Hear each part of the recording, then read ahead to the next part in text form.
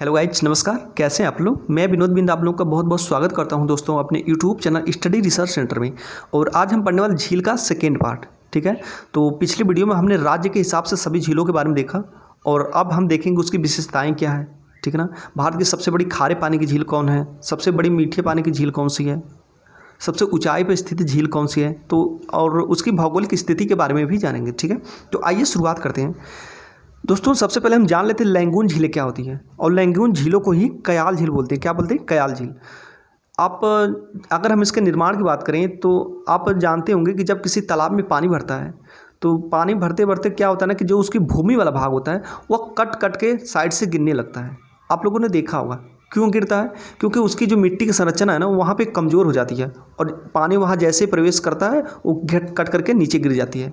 तो उसी तरह क्या है कि जैसे समुद्र में जहाँ पे उसके भूमि वाला भाग है वहाँ पे जैसे कमज़ोर रेत तो मिट्टी है, तो वहाँ से क्या होता है ना कि दोस्तों जब पानी का वहाँ पे वो होता है, पानी उस पर टच करता है तो वहाँ से वो कट के गिर जाते हैं। जब कट के गिर जाते हैं तो वहाँ गड्ढा बन जाता है और उसमें समुद्र का जल भर जाता है। ठीक है, तो इसकी वजह से वो लैंगून झीलों का निर्माण हो जाता है।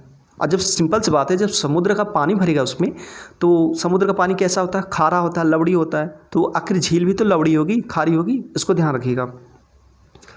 भूस्खलन झीलें की बात करें तो देखिए ऐसी झीलों का निर्माण भूस्खलन तथा शैलपात के कारण होता है। उदाहरण के लिए गढ़वाल की गोहना झील का निर्माण गंगा के एक सहायक नदी में बड़े भूस्खलन के कारण हुआ था। ठीक है, देखिए भूस्खलन, भू का मतलब होता है जमीन, स्खलन का मतलब कि अपने स्थान से स्खलित हो जाना। ठीक है, हट जाना, गिर जाना। तो जैसे कि क्या दिया है इसमें, ऐसे झीलों का निर्माण भूस्खलन तथा शैलपात के कारण। ठीक है, जैसे आप देखे होंगे उत्तराखंड में अक्सर वहाँ पे भूस्खलन होता रहता है, शैलपात होता रहता है। तो जहाँ से मान कर चलिए कोई छोटा सा पहाड़ी है, वहाँ से वो भूस्खलित हो गया। जब वहाँ से स्खलित हो गया वहाँ से, तो वहाँ का जो स्थान है वहाँ पर तो खाली हो गया। ठीक है, खाली हो गया और प्लस वहाँ जो मिट्टी है पूरा जो पहाड़ी वाली मिट्टी है वो आकर के एक साइड लग गई। तो ऐसे में क्या होता है कि मतलब पूरा वहाँ पे एक झील का निर्माण हो जाता है। ठीक है, जब उसमें पानी भर जाएगा दोस्तों तो वो एक झील का रूप ले लेगा। तो ये होती हैं भूस्खलन झीलें। ठीक है, ध्यान रखिएगा। अब हम एक एक करके देखते हैं। ठीक है, सभी झीलों की विशेषताएँ पढ़ेंगे।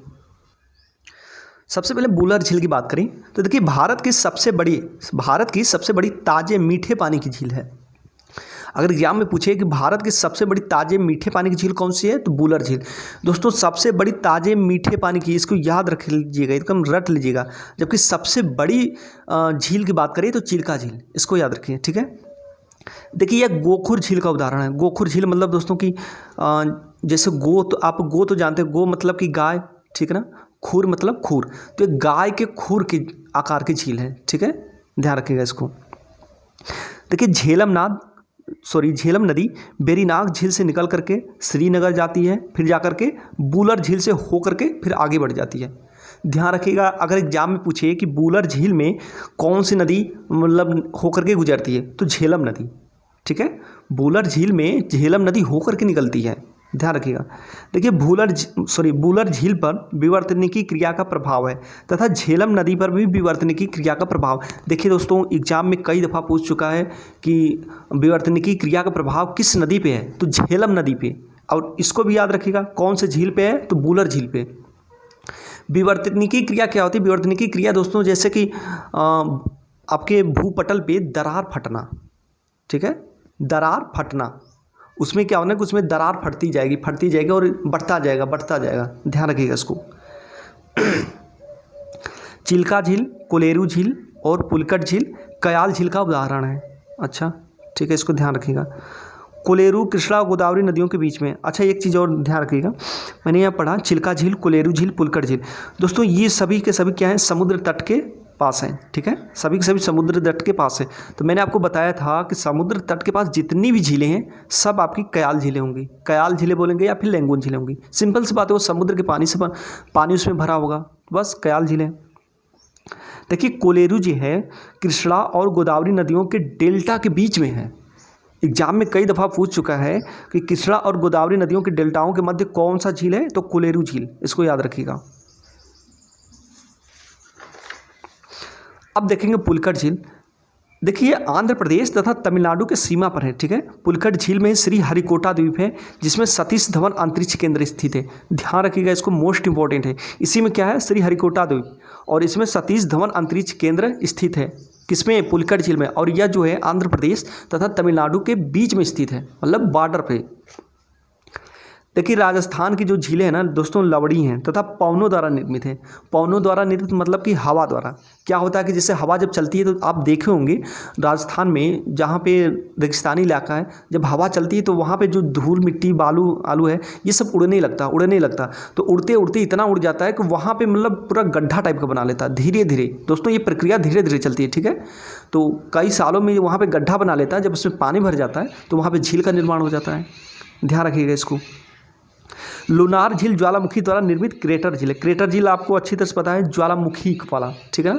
क्रेटर झील क्या होता है, जैसे कि आप ज्वालामुखी देख रहे हैं ना, जब ज्वालामुखी किसी मतलब निकलती रहती, ठीक है, निकलता रहता, फिर एक ऐसा समय आता है कि ज्वालामुखी से लावा निकलना बंद हो जाता है। जब बंद हो जाता है तो उसका मुख बंद हो जाता है, और ऊपर से जब बारिश होती है तो उस मुख में पानी भर जाता है। पानी भरने की वजह से वहाँ पे एक झील का निर्माण हो जाता है, उसी को बोलते हैं क्रेटर क्रेटर झील। ध्यान रखिएगा।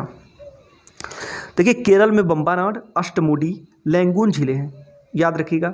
बेम्बानाड झील में एक द्वीप है वेलिंगटन द्वीप, इसको याद रखिएगा दोस्तों, मोस्ट इंपॉर्टेंट है। कई बार एग्जाम में ये भी पूछा है कि ये वेलिंगटन द्वीप वाला, इसमें नौकायन प्रतियोगिताएं होती रहती है, ठीक है।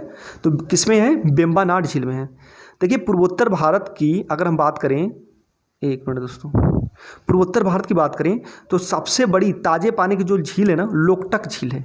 क्या है, लोकटक झील, यह मणिपुर में है। देखिए इस झील में केबला लामजाओ राष्ट्रीय पार्क है, वो भी तैरता हुआ। ध्यान रखिएगा इसको, ठीक है, बहुत ही इंपॉर्टेंट है दोस्तों। ये कितनी बार ये सब रिपीट हो चुके हैं क्वेश्चन। और इसी में तैरता हुआ स्कूल है, ठीक है। इसमें क्या करता है कि एक विशेष प्रकार की घास होती है दोस्तों, उसी के ऊपर मतलब पार्क बना दिए हैं, स्कूल बना दिए हैं, उसी पे अपना घर मकान भी बना के रहने लगे हैं। वो हालांकि आप देखे होंगे जलकुंभी जानते हैं ना, तो कैसे मतलब जब उस पर आदमी जाता है तो डूबता नहीं है। कहने का मतलब आदमी डूबता नहीं है, उसके ऊपर चढ़ते हुए चला जाता है। इतनी मतलब उसका घनत्व की वजह से वो जल्दी नहीं डूब पाता। तो उसी तरह इसमें भी एक विशेष प्रकार की घास पाई जाती है, उसी की वजह से ऐसा होता है। देखिए स्टिनले झील ये तमिलनाडु में कावेरी नदी का पानी रोक के बनाया गया है, इसको याद रखिएगा। चंबल नदी पर 3 मानव निर्मित झीलें हैं, कौन कौन सी, जवाहर सागर, गांधी सागर, राणा प्रताप सागर। और जवाहर सागर जो है ये राजस्थान, गांधी सागर मध्य प्रदेश और राणा प्रताप सागर राजस्थान। इसको याद कैसे करेंगे, जैसे देखिए गांधी सागर जो है ना ये सीधे साधे थे, ठीक है, सीधे साधे थी। तो ये एमपी क्या है, मध्य प्रदेश, ये भी एक सीधा साधा राज्य है, ठीक है, इसको याद रखिएगा। मतलब जो सिंपल सा नाम है वो एमपी, और जो खतरनाक नाम है राजपूत काल वाला, ठीक है, राणा प्रताप, जवाहर सागर, तो ये राजस्थान में दोनों हैं। मैं तो ऐसे ही याद किया था, ठीक है, आप लोग भी ऐसे याद कीजिए। जो खतरनाक वाले हैं मतलब राणा प्रताप सागर, जवाहर सागर, ये दोनों देखने में सुनने में नाम खतरनाक लग रहे, तो राजस्थान से। और गांधी सागर जो सिंपल से लग रहे हैं ये मध्य प्रदेश से, ठीक है। देखिए भारत की सबसे बड़ी मानव निर्मित झील जो है ये गोविंद सागर है। कहाँ पे, सतलज नदी पर, हिमाचल प्रदेश में, ठीक है, ध्यान रखिएगा। दोस्तों कहीं कहीं पुस्तकों में मिलता है ये कि भारत की सबसे बड़ी मानव निर्मित झील गोविंद बल्लभ पंत सागर, ये रिहंद नदी वाला, लेकिन ध्यान रखिएगा ये गोविंद सागर है, सतलज नदी पर, हिमाचल प्रदेश में। तेलंगाना में देखिए 2 मानव निर्मित झीलें हैं, कौन कौन से, निजाम सागर ये मंजीरा नदी पे है, और नागार्जुन सागर ये कृष्णा नदी पे है। निजाम सागर, मंजीरा नदी, और नागार्जुन सागर कृष्णा नदी पे, इसको याद रखिएगा।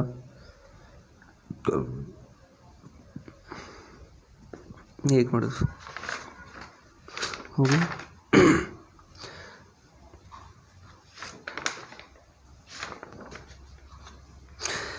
देखिए उत्तर प्रदेश और छत्तीसगढ़ सीमा पे रिहंद नदी का पानी रोककर गोविंद बल्लभ पंत झील बनाया गया है, ठीक है। ये उत्तर प्रदेश हो गया, छत्तीसगढ़ प्लस एमपी की ये सब सीमा है, ठीक है ना। वही सीमा पे ही गोविंद बल्लभ पंत झील बनाया गया है। चुलामू झील, ठीक है, ये भारत में सबसे ऊंचाई पर सिक्किम स्थित है, इसको याद रखिएगा। एग्जाम में पूछ सकता है कि भारत में सबसे ऊंचाई पर स्थित झील कौन सा है, चुल्हामू झील है, ठीक है, चुल्हामू, ध्यान रखिएगा इसको, अब पूछा भी है। देखिए चिल्का झील, जो चिल्का झील है ना, ये भितरकनिका राष्ट्रीय उद्यान में स्थित है, ठीक है, इसको याद रखिएगा। पूछेगा भितरकनिका राष्ट्रीय उद्यान में कौन सी झील है, तो चिल्का झील। और चिल्का झील भारत की सबसे बड़ी झील है, प्लस खारे पानी की भी भारत की सबसे बड़ी झील है। ठीक है, ध्यान रखिएगा इसको। वायु द्वारा अच्छा एक चीज़ और देखिएगा यहाँ पे, वायु द्वारा निर्मित झीलों को प्लाया कहते हैं। क्या कहते हैं, प्लाया कहते हैं। इसको मोस्ट इंपॉर्टेंट है, इसको जरूर से याद रखें। क्या बोलते हैं, प्लाया। अगर पूछेगा वायु द्वारा निर्मित झीलों को क्या बोलते हैं, तो प्लाया। ठीक है, ध्यान रखिएगा। अब हम लोकटक झील की बात करें तो देखिए दोस्तों, ये मणिपुर में पड़ता है और लोकटक झील पर द्वीप को स्थानीय भाषा में फुमडिस कहते हैं। क्या बोलते हैं, फुमडिस। ध्यान रखिएगा, कहाँ पे, ये स्थानीय भाषा में, वहाँ के जो लोकल लोग हैं उसको फुमडिस बोलते हैं। किसको, लोकटक झील पर जो द्वीप है, द्वीप, उसमें कई छोटे छोटे द्वीप हैं। ठीक है ना। द्वीप का मतलब दोस्तों, जैसे मैंने अभी बताया ना कि जो घास फूस वाले जो इकट्ठा हो जाते हैं तो वहाँ पे एक तरह से मतलब उस पर तैरने लगता है, तो उस पर घर मकान बना बना के लोग रह भी रहे हैं बहुत से लोग, तो उसी को छोटे छोटे द्वीप कहेंगे। ठीक है, तो उसको स्थानीय भाषा में फुमडिस बोलते हैं। देखिए, पूर्वोत्तर भारत की सबसे बड़ी मीठे पानी की झील जो है, अगर हम बात करें तो लोकटक झील ही है।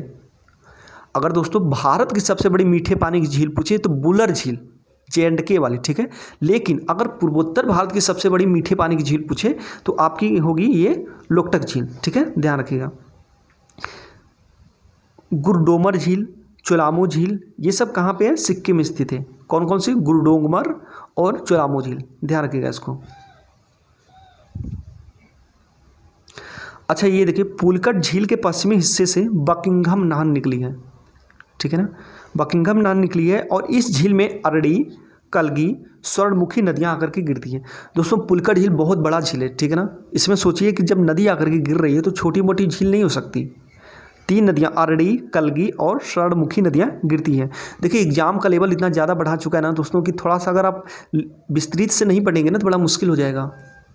आखिर ये चीज़ें विस्तृत से नहीं पढ़ रहे हैं, सिंपल सिंपल जो चीज़ें हर जगह मिल जा रही है आपको, तो वहीं पढ़ेंगे तो क्या मतलब, कोई मतलब ही नहीं है। आखिर वो तो सभी लोग जानते हैं ना, कुछ नया सीखा कीजिए। और पुलकट झील के पश्चिमी हिस्से से बकिंघम नहर निकली है। ठीक है ना, ध्यान दीजिएगा इसको, बहुत ही मोस्ट इंपॉर्टेंट है बकिंघम नहर। इसका कई बार उल्लेख हो चुका है, तो हो सकता है आने वाले समय में फिर ये दिखाए आपको एग्जाम में अपना। देखिए, असम में दीपोरबिल झील है, सोनबिल झील है, चपनाला झील है। कौन कौन सी, दीपोरबिल, सोनबिल, चपनाला। पंजाब में कांजली है, हरिके है और रोपड़ झील है। कौन कौन सी, कांजली, हरिके और रोपड़ झील है, ध्यान रखिएगा। देखिए, नागार्जुन सागर झील जो है ये कृष्णा नदी पर एक कृत्रिम झील बनाई गई है और ये आंध्र प्रदेश तथा तेलंगाना के बॉर्डर पे है। ठीक है, तो कृष्णा नदी पर कौन सा झील बनाया गया है, कृत्रिम झील, नागार्जुन सागर। हैदराबाद की बात करें तो दोस्तों, हैदराबाद में देखिए हिमायत सागर झील है प्लस हुसैन सागर झील है। कौन कौन सी, हिमायत सागर झील प्लस हुसैन सागर झील। आंध्र प्रदेश में उस्मान सागर झील है और इसको सागर महल भी बोलते हैं।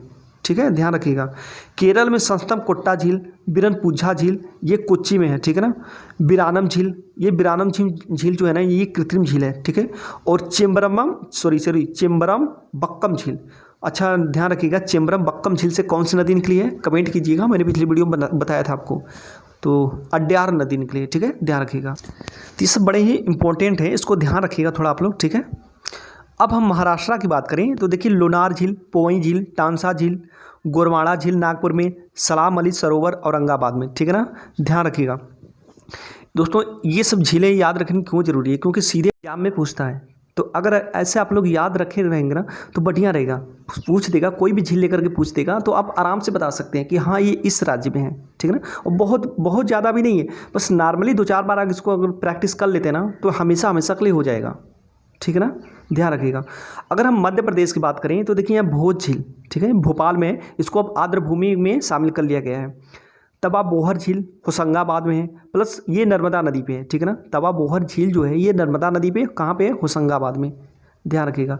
और गुजरात की बात करें तो नल सरोवर झील, नारायण सरोवर झील। ठीक है, नल नारायण, ध्यान रखिएगा इसको, नल नारायण सरोवर झील अलग अलग है दोस्तों दोनों। ठीक है, देखिए राजस्थान की बात करें तो भारत की सबसे बड़ी खारे पानी की जो अंतःस्थलीय झील है यह सांभर झील है। ठीक है, इससे 60% नमक की आपूर्ति होती है। ठीक है ना, भारत की सबसे बड़ी खारे पानी की अंतःस्थलीय झील सांभर झील है। अच्छा, हमने ये पढ़ा कि भारत की सबसे बड़ी खारे पानी की झील कौन सी है, चिल्का झील। लेकिन दोस्तों एक चीज़ याद रखिएगा, पूछ देगा भारत की सबसे बड़ी खारे पानी की अंतःस्थलीय झील, तब तो हमें गड़बड़ हो जाएगा। तब हमें चिल्का करना ही नहीं है, क्योंकि जो चिल्का है ना वो अंतःस्थली नहीं है, वो अंतःस्थली नहीं है, वो खुला हुआ है, ठीक है ना, वो समुद्र से लगा हुआ है। लेकिन जो आपकी सांभर झील है ये समुद्र से लगा नहीं है, ये अंतःस्थलीय जमीन के अंदर, सॉरी भूमि के मुख्य भाग में है, ठीक है ना, किसी समुद्र के किनारे नहीं है। तो इसको याद रखिएगा, सांभर झील। अंतःस्थलीय झील की बात करिए तो सांभर झील, ठीक है, मोस्ट इंपॉर्टेंट है, इसको याद रखिएगा। और नक्की झील देखिए राजस्थान में है, यह माउंट आबू गुरु शिखर पर्वत में है, ठीक है ना।